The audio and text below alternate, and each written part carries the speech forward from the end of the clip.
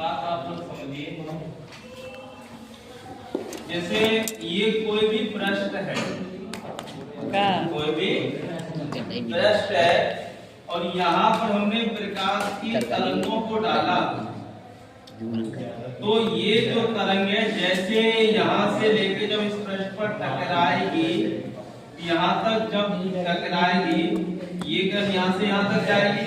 तो उन्होंने ये कहा था प्रथम नियम में, हाइगेट्स ने कहा था कि जो प्रकाश होता है वो तरंग रूप में चलता है। ये कहा था प्रथम नियम में। समय बीता, उस नियम में थोड़ा ऐड और कर दिया। ऐड क्या किया?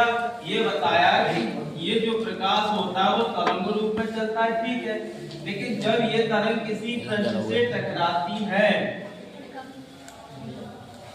जब ये तरंगे किसी पृष्ठ से टकराती हैं, तो उस पृष्ठ का प्रत्येक बिंदु जहां जहां ये तरंग टकराएगी, है ना, तो प्रत्येक बिंदु एक नए तरंग स्रोत का कार्य करता है और वहां से नई तरंगे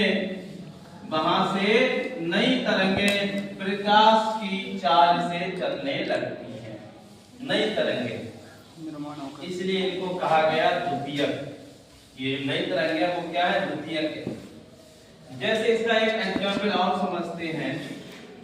मान लो हमारे पास एक प्रकाश स्रोत है, एक वर्णी प्रकाश स्रोत है, एक वर्णी बोलते हैं इसको। एक वर्णी का मतलब एक रंग, कोई सा भी ले सकते हैं, रंग बिरंगा प्रकाश नहीं। ऐसा क्या प्रकाश स्रोत है? यहाँ पर कुछ दूरी पर हमने एक पर्दा ले लिया और इस पर्दे में एक छिद्र कर दिया।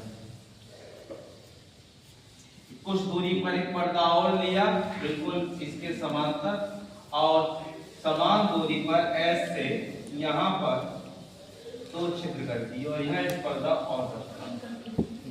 जब आगे चल के इसका प्रयोग भी पढ़ेंगे, यंग का प्रयोग, एक वैज्ञानिक है यंग, उनका ये प्रयोग है।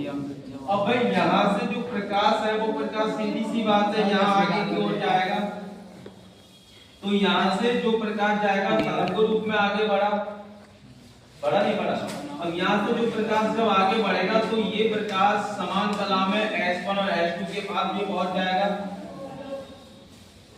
ये जो प्रकाश S से चला था यहाँ आया प्रथम स्रोत पर, अब यहाँ से जो प्रकाश वो आगे की ओर S1 S2 के पास चला जाएगा। अब S1 S2 जो है आपके नए प्रकाश स्रोत का कार्य करेंगे, जिनसे नई तरंगे चलेंगी और यही नई तरंगे तो एक तरंगे कहलाएंगी। यही